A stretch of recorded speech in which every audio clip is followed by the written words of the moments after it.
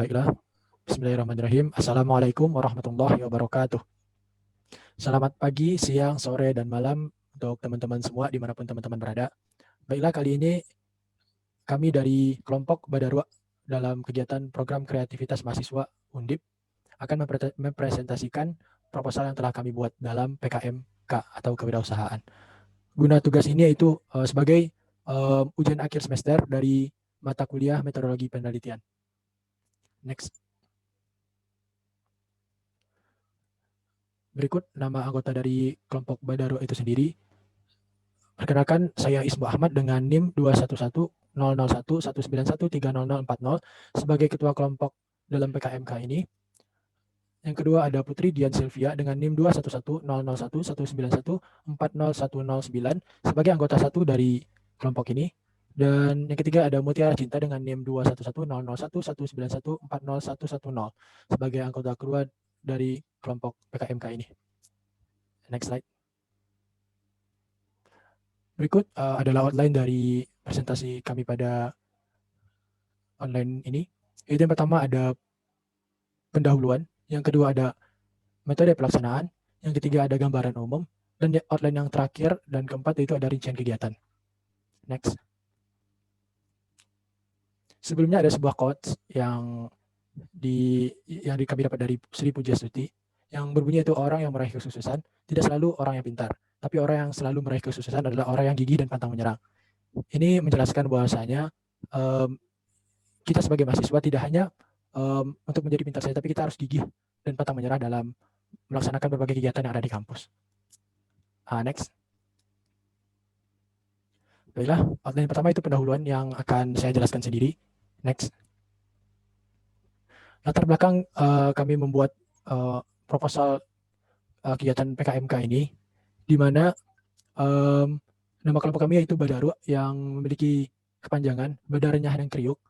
Ini latar belakangnya dari banyaknya sumber daya alam yang ada di Indonesia.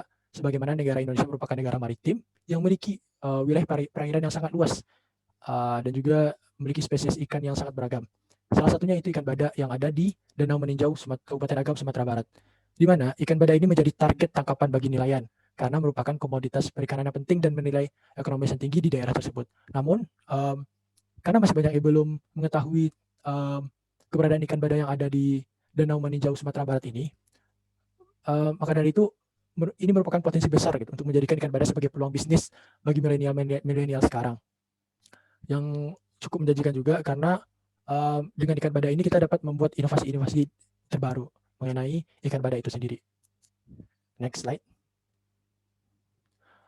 Yang kedua itu ada rumusan masalah, di mana rumusan masalah kami membuat proposal ini yaitu kurang dikenalnya ikan bada di kalangan masyarakat luas. Itu yang pertama, karena masih berada di daerah perkampungan di Sumatera Barat, maka dari itu kami ingin mengangkatnya seperti itu. Dan rumusan masalah yang kedua itu masih sedikitnya inovasi olahan ikan bada. Oke, yang selanjutnya itu ada tujuan kegiatan. Tujuan kegiatan kami membuat proposal ini yang pertama itu untuk mengangkat dan memperkenalkan makanan ke Sumatera Barat ke masyarakat luas.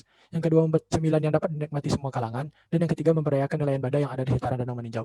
Seperti rumusan masalah yang kami buat, kami ingin kegiatan ini bertujuan agar masyarakat luas dapat mengetahui ikan bada tersebut dengan berbagai macam inovasi dan kreativitas.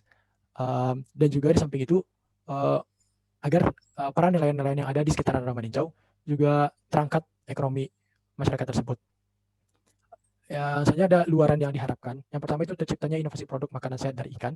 Yang kedua timbulnya kesadaran untuk mencintai produk lokal serta melestarikan makanan khas di daerah di Indonesia. Dan yang ketiga terjalin kerjasama dengan nelayan sehingga membantu perekonomian. Inilah luaran yang kami harapkan dari pembuatan proposal ini. Dan selanjutnya itu manfaat dari kegiatan ini. Yang pertama itu untuk menumbuhkan jiwa kewirausahaan dan mengembangkan ide-ide kreatif bisnis, khususnya di kalangan mahasiswa. Dengan mengikuti PKMK ini, diharapkan dapat muncul jiwa-jiwa kewirausahaan dari mahasiswa-mahasiswa, khususnya di Universitas Diponegoro ini sendiri. Dan manfaat yang kedua yaitu membuka lapangan kerja baru untuk meningkatkan kesejahteraan masyarakat. Tidak hanya mahasiswa sebagai pembuat usaha, tapi juga ini membuka lapangan pekerjaan itu bagi nelayan-nelayan yang ada di sekitaran Danau Meninjau. Next slide. Ini akan dijelaskan oleh teman saya. Lanjut ke outline yang kedua, yaitu gambaran umum rencana usaha. Next. Yang pertama ada gambaran umum lingkungan. Provinsi Sumatera Barat menyimpan segudang pesona wisata yang beraneka ragam, mulai dari wisata pantainya yang eksotik, ada bentang alam yang asri, dan juga keanekaragaman sumber daya alam, salah satunya adalah ikan bada. Nah, ikan bada sendiri merupakan salah satu spesies ikan yang endemik yang ada di salah satu perairan Indonesia, tepatnya di Danau Maninjau, Kabupaten Agam, Sumatera Barat. Ikan bada ini merupakan salah satu target tangkapan utama bagi masyarakat sekitar atau nelayan di Danau Maninjau tersebut, karena merupakan komoditas perikanan yang bernilai ekonomis tinggi. Next. Yang kedua ada potensi sumber daya. Potensi sumber daya ikan bada yang melimpah di Danau Maninjau itu masih sangat kurang pemanfaatannya oleh masyarakat sekitar untuk dijadikan peluang bisnis. Ikan bada merupakan ikan endemik Danau Maninjau yang jarang sekali ditemukan di tempat lain. Nah, tujuan dari pembuatan produk badarwa Badarnya Kriuk itu menjadikan sumber daya ikan bada di Danau Maninjau ditingkatkan lagi potensinya sehingga dapat menjadi peluang bisnis yang menjanjikan untuk masyarakat sekitar. Produk ini ditujukan untuk mengenalkan sumber daya ikan bada kepada masyarakat luas, utamanya wisatawan yang datang ke Sumatera Barat. Selain itu ada ikan bada memiliki kandungan gizi yang tinggi sehingga akan menjadi daya tarik tersendiri bagi para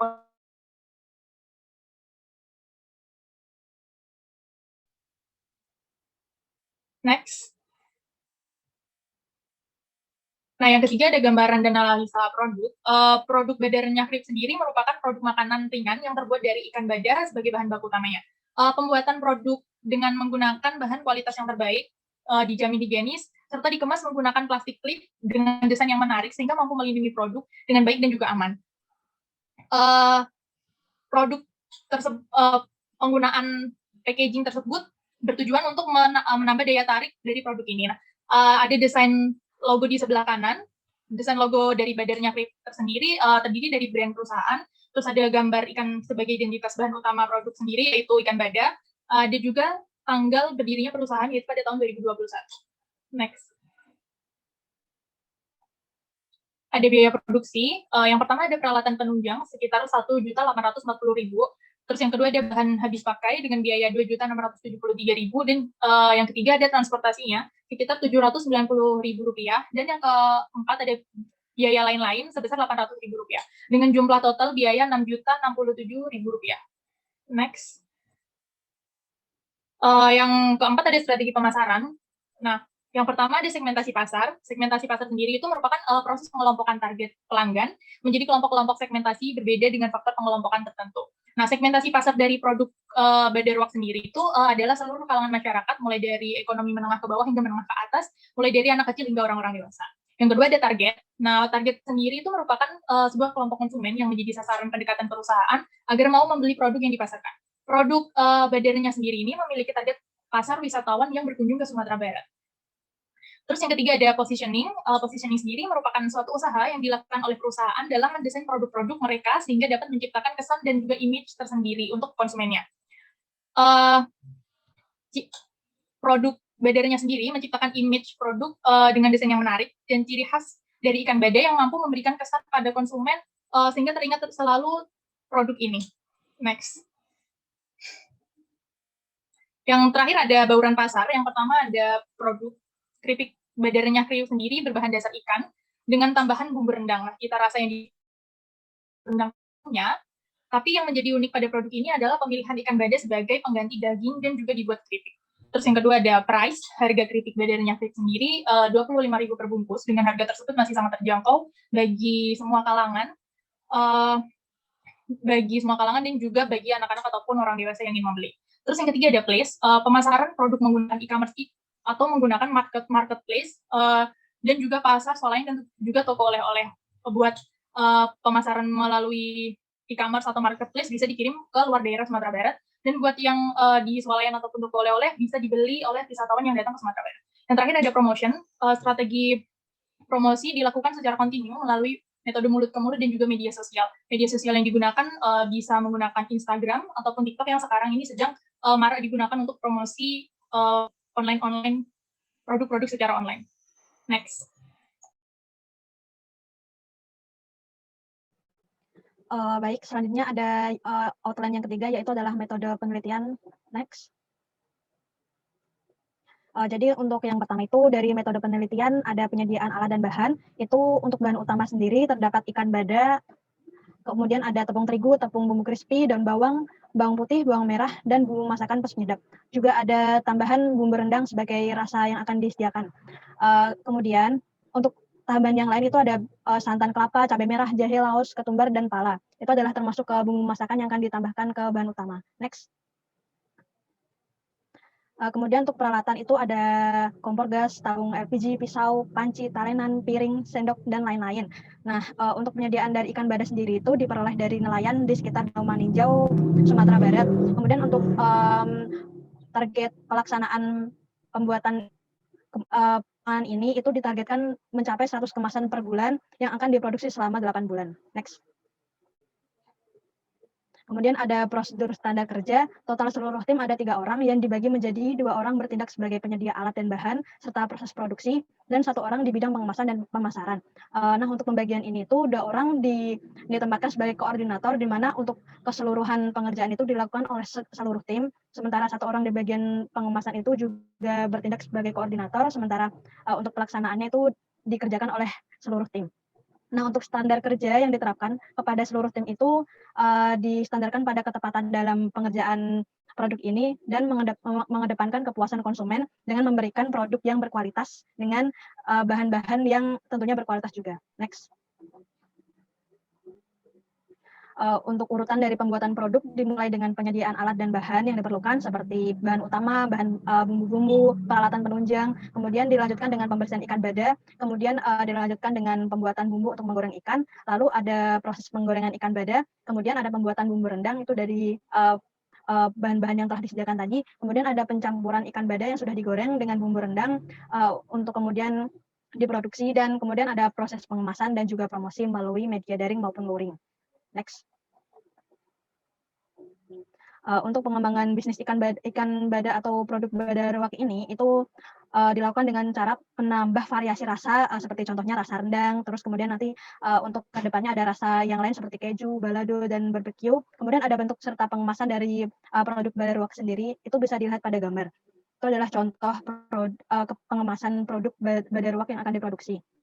Kemudian di kemasan juga ditambahkan mengenai fakta dan informasi mengenai ikan bada, yaitu sebagai ikan endemik Danau Maninjau Sumatera Barat, serta memperkenalkan ikan bada ini melalui media sosial untuk promosi, sehingga dapat ditargetkan menjadi oleh-oleh khas Sumatera Barat di masa depan. Next. Untuk keberlanjutan bisnis ini sendiri, untuk target jangka pendek itu penjualannya, penjualan dari produk Badaruak ini membuat masyarakat memiliki kebiasaan doyan ngemil, yaitu doyan ngemil produk Badaruak dari ikan bada hasil dari Danau Maninjau, dan juga penjualan oleh-oleh baru khas Sumatera Barat. Untuk target jangka panjang dari bisnis ini yaitu adalah penjualan oleh-oleh ini tidak hanya berupa keripik, namun dapat dibuat menjadi inovasi yang lain dengan rasa-rasa yang lebih inovatif lagi. Juga ingin memperluas pasar hingga ke seluruh Indonesia, bahkan ke impor ke mancanegara juga, dan membuka cabang di beberapa kota, sehingga tidak hanya promosi secara luring dari produk ini dilakukan di daerah Sumatera Barat saja. Next. Kemudian yang keempat ada rincian kegiatan yang terdiri dari jadwal kegiatan dan juga biaya produksi. Next.